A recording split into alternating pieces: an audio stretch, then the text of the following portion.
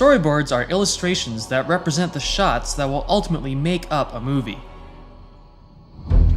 They allow you to build the world of your film before you actually build it. There aren't any strict exacting rules on how to do storyboards. Conveying information is what's important. Storyboards are ultimately a technical document, a tool. So it doesn't matter if you're a skilled illustrator or not.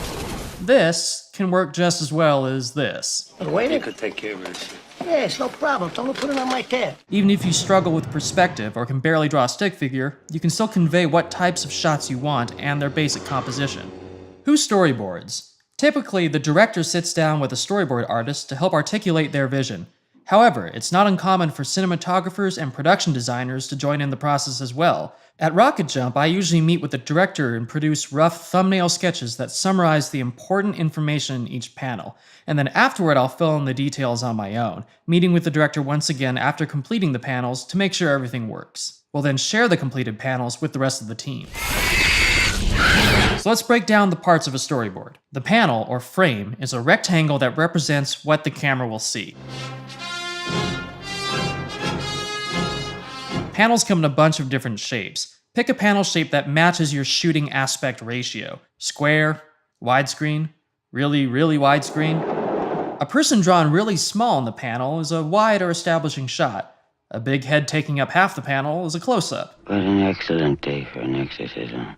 You'd like that? Deciding where you put the person in your frame is the basis of your composition. This may seem really basic, but this has a huge impact on how you prepare for your shoot. These illustrations give your cinematographer a starting point. Things like camera angles, lighting, depth of field, the whole gamut of decisions can be informed by the storyboards. It's also a great way to decide what you'll need out of your locations. Do you really need a giant bottomless pit? Or can you get away with one visual effects wide shot and then cover the rest in tighter shots?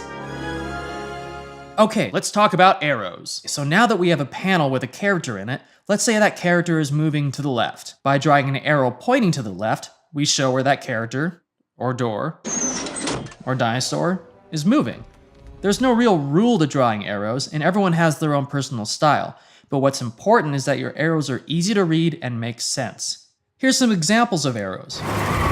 Arrows for characters moving towards camera. Arrows for characters moving away from camera. This character's kneeling down, and this character's head is falling off. When you take panels with angle, composition, on-screen movement, and camera movement, and then combine these panels into a sequence, you have the foundation of your movie.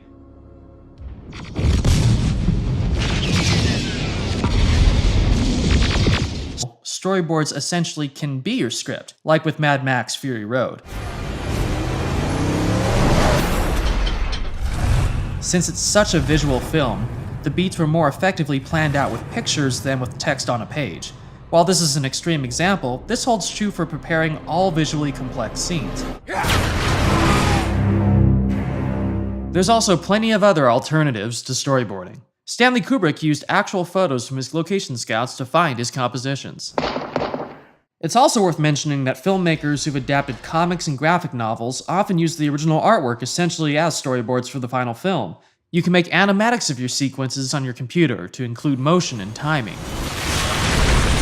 You can also videotape your previs, which is really useful for complex action.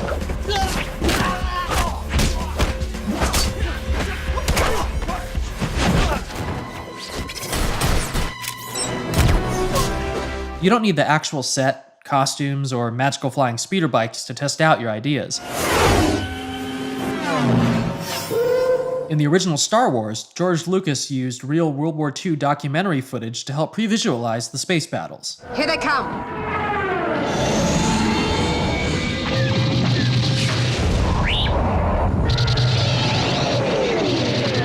Animation has also been used to help capture complex sequences.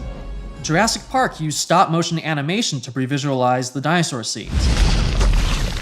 When the decision was made to use CGI in the final film, they'd already planned ahead in painstaking detail and knew exactly what specific movements the CGI was going to need to be able to do.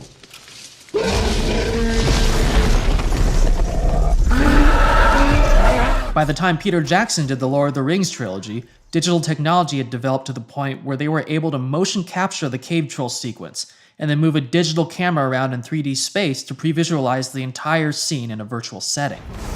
There's no hard and fast rules or one way to do it. But the ultimate goal is planning and clear communication. So whatever tool is going to help you prepare and share your vision the most, use it. It'll pay off when you get to set, and will help empower you to make the best film possible. If you have any questions or would like to share some of your own storyboards, please visit our forums. I'll see you next time, guys.